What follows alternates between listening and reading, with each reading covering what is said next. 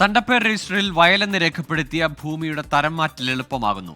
നഗര ഗ്രാമഭേദമില്ലാതെ 25 സെന്റ് വരെയുള്ള ഭൂമിയുടെ തരംമാറ്റൽ അപേക്ഷകളിൽ സ്ഥലം സന്ദർശിക്കാതെ വില്ലേജ് ഓഫീസർക്ക് അനുമതി നൽകാം. തരംമാറ്റ അപേക്ഷകൾ വേഗത്തിൽ തീർപ്പാക്കാനാണ് റവന്യൂ വകുപ്പ് നടപടി ലഘൂകരിച്ചത്. ഭൂമി തരംമാറ്റലിന് വേണ്ടിയുള്ള 3 ലക്ഷത്തിൽ പരം അപേക്ഷകളാണ് കെട്ടിക്കിടക്കുന്നത്. ഭൂമിയുടെ തരംമാറ്റൽ അപേക്ഷകൾ വേഗത്തിൽ തീർപ്പാക്കുന്നതിന് വേണ്ടി റവന്യൂ വകുപ്പ് പുതിയ മാർഗരേഖ തയ്യാറാക്കുകയാണ്.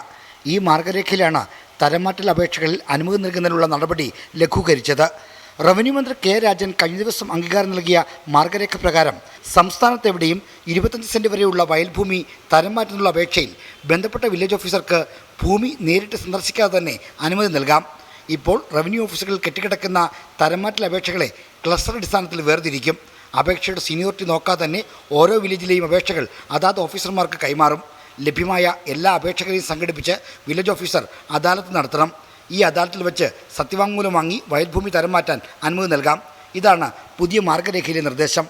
സത്യവാങ്മൂലത്തിൽ പറഞ്ഞിരിക്കുന്ന കാര്യങ്ങൾ ശരിയാണോ എന്ന് പിന്നീട് വില്ലേജ് ഓഫീസർ ഉറപ്പുവരുത്തിയാൽ മതി.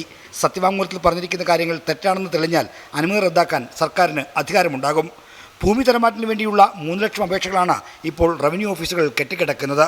ഇതുകൂടാതെ ദിവസേന ശരാശരി 700 പുതിയ അപേക്ഷകൾ ലഭിക്കുന്നുമുണ്ട്. ജോലിഭാരം മൂലം വില്ലേജ് ഓഫീസർമാർക്ക് ഒരു ദിവസം തീർപ്പാക്കാനാകുന്നത് പരമാവധി 3 അപേക്ഷകളാണ്. ഈ സാഹചര്യത്തിലാണ് പുതിയ മാർഗരേഖ പുറത്തിറക്കുന്നത്. മന്ത്രിയുടെ അനുമതി ലഭിച്ചു കഴിഞ്ഞതിനാൽ ഈ ആഴ്ച തന്നെ മാർഗരേഖ പുറത്തിറങ്ങിയേക്കും. ആർ ശ്രീജിത്ത്, 24, തിരുവനന്തപുരം.